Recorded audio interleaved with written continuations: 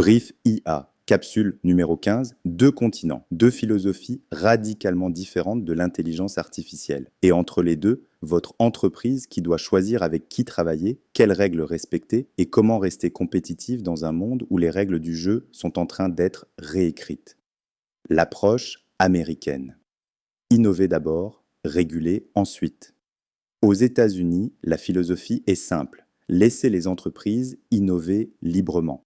Le marché corrigera les excès. La régulation vient après quand les problèmes sont identifiés. C'est cette philosophie qui a permis à Google, Facebook, Amazon et Apple de devenir les entreprises les plus puissantes du monde en 2 décennies. Appliquée à l'intelligence artificielle, cette philosophie donne une course effrénée. OpenAI sort de nouveaux modèles tous les 6 mois. Google déploie l'intelligence artificielle dans tous ses produits sans attendre de validation réglementaire. Les startups américaines lèvent des milliards et recrutent les meilleurs talents mondiaux avec des salaires que les entreprises européennes ne peuvent pas rivaliser. Le résultat, une avance technologique considérable. Les modèles les plus puissants sont américains. Les infrastructures les plus scalables sont américaines. Et la majorité des talents en intelligence artificielle travaillent pour des entreprises américaines. Mais cette approche a un coût. Des biais algorithmiques non corrigés, des données personnelles utilisées sans consentement clair, des décisions automatisées qui discriminent sans recours possible, et une concentration du pouvoir entre les mains de quelques entreprises privées sans précédent dans l'histoire. L'approche européenne.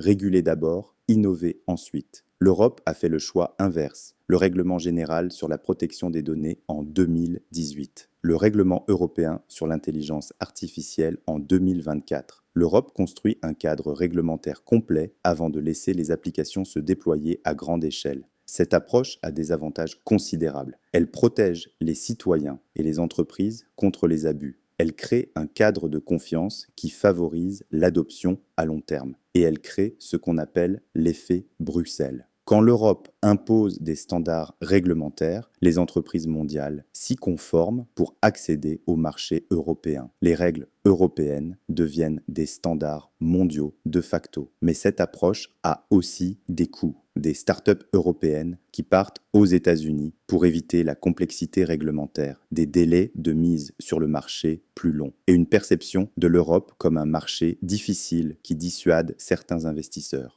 Ce que cette guerre des philosophies signifie pour vous.